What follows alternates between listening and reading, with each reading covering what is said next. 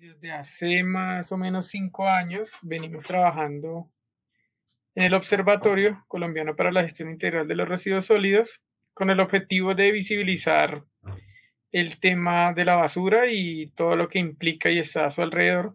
como un tema que por lo general como basura también se deja de último, pero que tiene muchas implicaciones económicas, sociales, ambientales, políticas. El objetivo del observatorio un poco también es mostrar que es necesario un cambio en el modelo de gestión de residuos porque hay un principio que nosotros digamos que compartimos, y es que el enterramiento de la basura, entre comillas, es un negocio que ha hecho muy rico a unos pocos y que ha causado enormes afectaciones económicas, sociales y ambientales a muchas poblaciones en el país, y que es necesario cambiar ese paradigma y ese modelo. Lo primero que me llamó la atención que vi que promueven en la organización es una cosa que se llama el Programa Nacional de Reformas. Entonces quería saber qué era y de dónde nace esa iniciativa. El Programa Nacional de Reformas para la Gestión Integral de los Residuos Sólidos es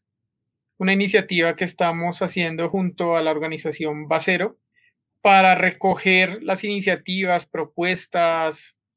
modificaciones a la normatividad que hay alrededor del servicio de aseo a nivel nacional,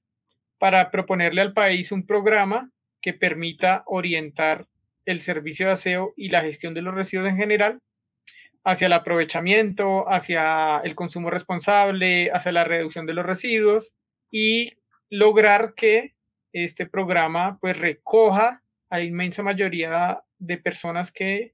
quieren que haya un cambio en el modelo de gestión de los residuos. Eso es un poco como la iniciativa. ¿Qué crees qué papel juega la política en el tema del cambio climático y bueno, y también en los residuos, en lo que están trabajando ustedes?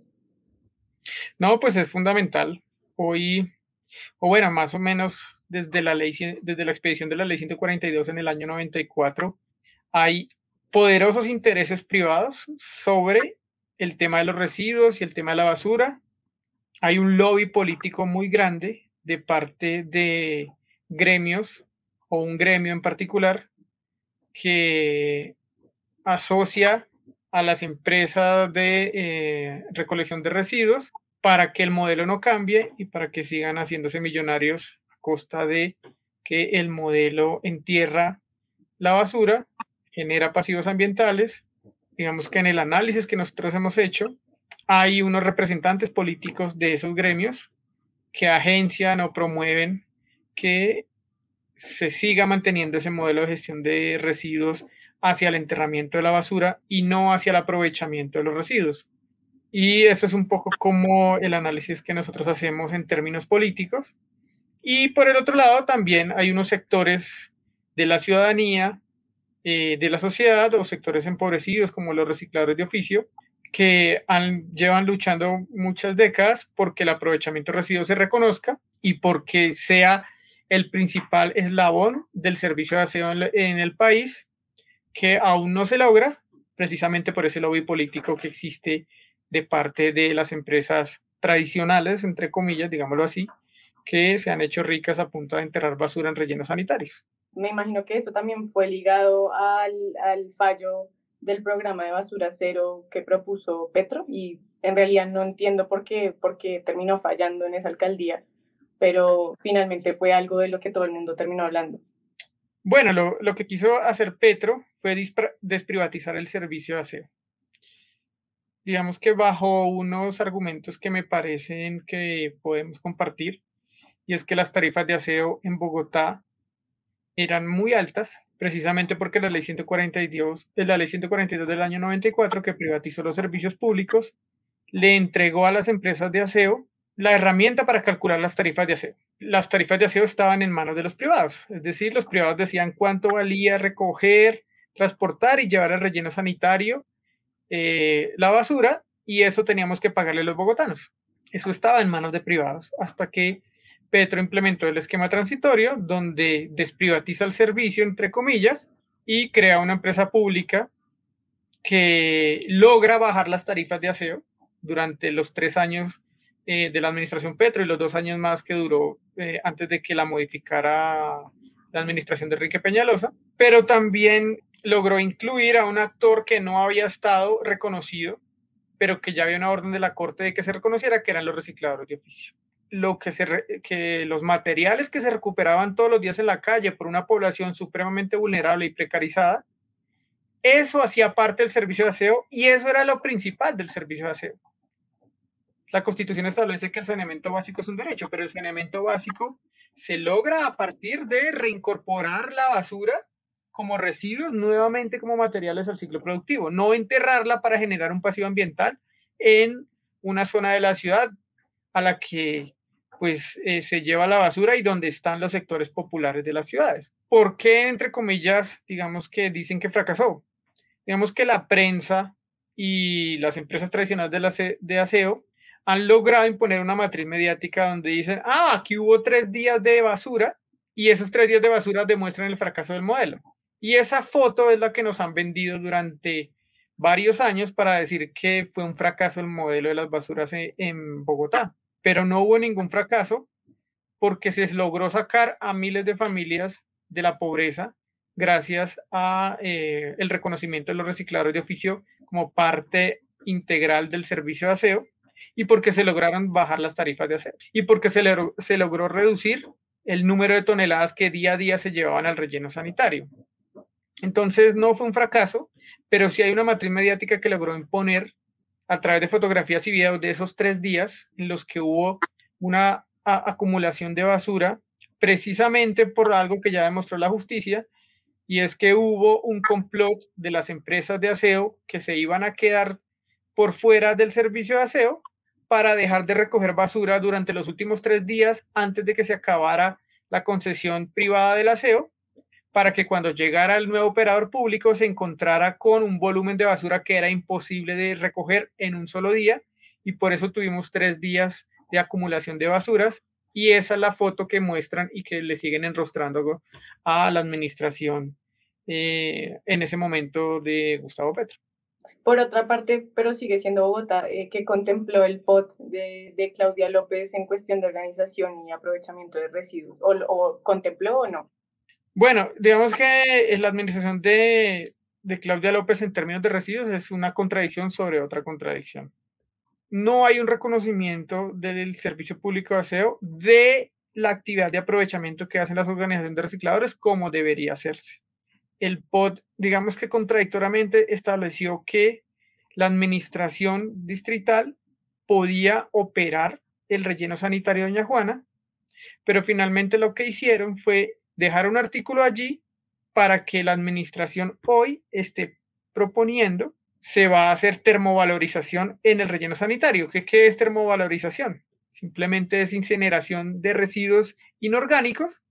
para generar energía eléctrica. Digamos que es un buen distractor en el que mucha gente diría, oiga, sí, por fin se va a solucionar el tema de la basura porque en vez de enterrarse, se va a generar energía con esa basura, entre comillas, con la basura, ¿no? Porque estamos hablando de residuos. Lo que hay de fondo allí es, primero, una gran inversión de capital en la que se le va a concesionar la generación de energía con residuos a una empresa, una gran empresa que lo que vemos es que va a ser una empresa multinacional por la alta inversión de capital que se necesita. Y segundo, que va a afectar socioeconómicamente a un sector que es el de los recicladores, porque ya no va a ser importante separar los residuos, sino todo lo contrario, se necesita que los residuos orgánicos lleguen con una alta tasa de residuos inorgánicos para poder incinerarlos y generar energía. Lo que quiere decir es que la tarea y el trabajo de los recicladores va a pasar a un segundo plano, la separación en la fuente va a pasar a un segundo plano, porque todo se va a incinerar en el relleno sanitario. ¿Eso qué va a causar? Pues que este sector de la recolección de los residuos, del transporte de los residuos aprovechables inorgánicos, de la clasificación, pesaje y tratamiento de esos residuos inorgánicos, pues va a ser afectada. Y es un sector que genera muchísimo empleo. Estamos hablando de los recicladores de oficio, pero también estamos hablando de grandes bodegas que comercializan los materiales en bloque, y estamos hablando también de la industria transformadora que convierte los residuos reciclables en materia prima para la industria. Entonces, si en Bogotá vamos a dejar de darle prioridad a la separación en la fuente para que en el imaginario de la gente quede que, no importa si yo no separo los residuos porque igual van a llegar al relleno y allá van a generar energía, pues ahí tenemos una problemática social enorme y económica en un país donde la tasa de desempleo es altísima. Digamos que múltiples estudios han señalado que la incineración de residuos genera unas afectaciones ambientales que no son controlables, difícilmente van a resolver el tema de los gases de efecto invernadero, que ahí ya lo ato un poco con el cambio climático. Entonces, el POT sí abrió esa posibilidad para que la administración distrital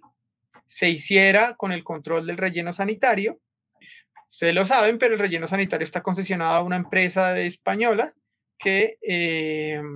tiene la operación del relleno sanitario, un contrato leonino a mi modo de ver, porque ellos hacen lo que quieren dentro del relleno sanitario, pero con el POT se intentó, pero me parece que la solución es una solución muy simplista y también que finalmente es una solución a la colombiana, ¿no? La contratación pública. Entonces yo abro una gran licitación, que en eso está hoy la administración distrital, para que un gran empresario venga y se gane la licitación con, digamos que, espacios para la corrupción allí, como en cualquier contratación en el país, y que finalmente no va a resolver el problema y sí va a crear un problema socioeconómico en la cadena actual del reciclaje. Pasando un poco más a temas ya coyunturales, ¿qué piensa de pues, los resultados que ahorita dieron de las elecciones presidenciales? Nosotros consideramos que, y analizando los programas de gobierno, consideramos, digamos que lo tenemos que dejar claro, que el programa de Gustavo Petro y Francia Márquez es el que más se aproxima lograr un servicio de aseo en el que esté priorizado el aprovechamiento de los residuos y en el que se reconozca a las organizaciones de recicladores como un actor fundamental dentro de ese servicio. En el caso de Rodolfo Hernández, nos preocupa muchísimo que él esté planteando el tema nuevamente de la generación de energía eléctrica a través de los residuos.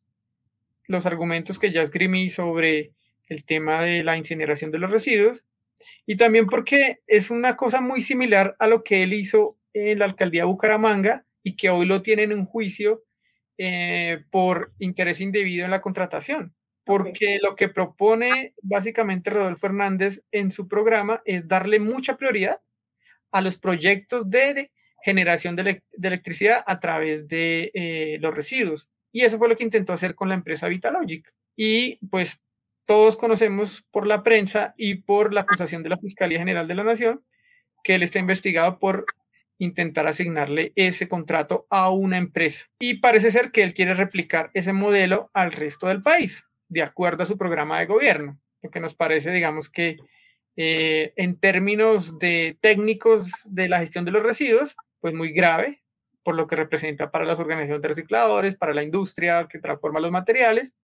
ambientalmente por lo que significa para la incineración de los residuos, pero también éticamente, si iniciáramos en este momento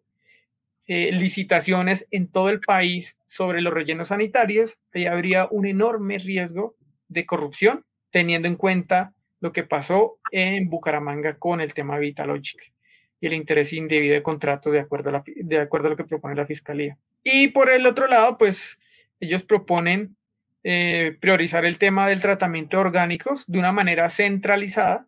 con una alta inversión de capital. Hoy en muchas ciudades del país hay pequeños emprendimientos que hacen recolección, transporte y tratamiento de residuos orgánicos,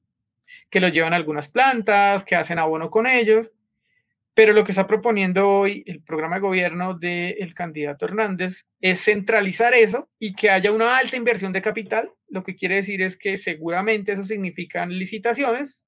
donde los pequeños emprendimientos, las comunidades organizadas, pequeñas y medianas empresas no van a tener posibilidad alguna de participar y saldrán del mercado de los residuos orgánicos. Y eso también nos parece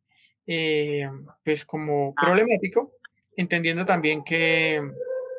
si lo atamos con el tema de generación de energía eléctrica, pues ahí va a haber una afectación económica. Entendemos nosotros que Colombia y muchos países del mundo la mayor generación de empleo la hacen las pequeñas y medianas empresas, y en Colombia es mucho más grave porque tenemos una de las tasas de desempleo más altas de Latinoamérica. Acabar con el sector de la recolección, transporte y tratamiento de residuos orgánicos e inorgánicos para dejarle eso a unas grandes empresas que no van a generar el empleo que hoy genera esa cadena, es muy grave para un país como Colombia, donde hay un ejército de reserva tan grande de desempleados. ¿Qué pasaría, por ejemplo, en términos de derechos laborales, que ahorita sé que pues también es un problema con los recicladores en ambos programas? Creo que en el programa de Petro establecen, sin decir cómo lo van a hacer, en realidad, digamos que eso es una incógnita, la formalización laboral y los derechos laborales de los recicladores de oficio. Ahí hay una gran incógnita, también porque hay un incumplimiento de la ley 142. Hoy los recicladores de oficio están dentro del servicio de aseo, cobran una tarifa de aseo, pero eso no les permite formalizar laboralmente a los recicladores de oficio porque la carga económica que tiene la formalización laboral es demasiado alta, pero eso tiene que ver también porque lo que le pagan a los recicladores de oficio por la recuperación de los residuos y la devolución al ciclo productivo no corresponde con su actividad, es decir, están trabajando a pérdida. Eso es algo que hay que resolver, sea el gobierno que llegue, porque no se puede tener en la informalidad laboral un servicio que es formal. Eso no tiene sentido alguno, además que es un servicio público. En el caso, digamos, como del programa de Rodolfo Hernández, simplemente mencionan que se va a formalizar a los recicladores, pero no mencionan cómo, ni mencionan cuál es la problemática, que se menciona a los recicladores porque hay que mencionarlos, pero más allá de eso no hay ninguna profundidad. Y digamos que también en el programa de Rodolfo señalan que se le permitirá a los recicladores comercializar los productos reciclados. Y uno dice, o sea, ¿por qué están diciendo eso si eso ya lo hacen? Siempre lo han hecho. O sea, los recicladores de oficio siempre han comercializado el reciclaje. Entonces, digamos que me parece a mí más como desconocimiento de cómo funciona la actividad de aprovechamiento y cómo ha funcionado históricamente el gremio reciclador. La última que te quería hacer era porque se hace importante en un país como Colombia hacer pedagogía sobre el reciclaje y, bueno, en general sobre los residuos. Como seres humanos, nosotros debemos ser responsables con los residuos que generamos. En Colombia tenemos una práctica horrible y es que nosotros sacamos los residuos a la calle o al chut si vivimos en un conjunto y ya. Y como yo pago aseo, pues me importa 5 lo que pase con los residuos. Esa postura es una postura que todavía no se le ha podido quitar al colombiano corriente. Es algo que nos ha hecho muchísimo daño, porque no tenemos una cultura de responsabilidad sobre los residuos que producimos. A mí me parece un pajazo mental, digamos que valga lo coloquial, el tema de hablar de economía circular, de separemos los residuos, porque también mucha gente que ha intentado separar los residuos los separa y encuentra que todo se va al mismo camión que va a enterrar la basura.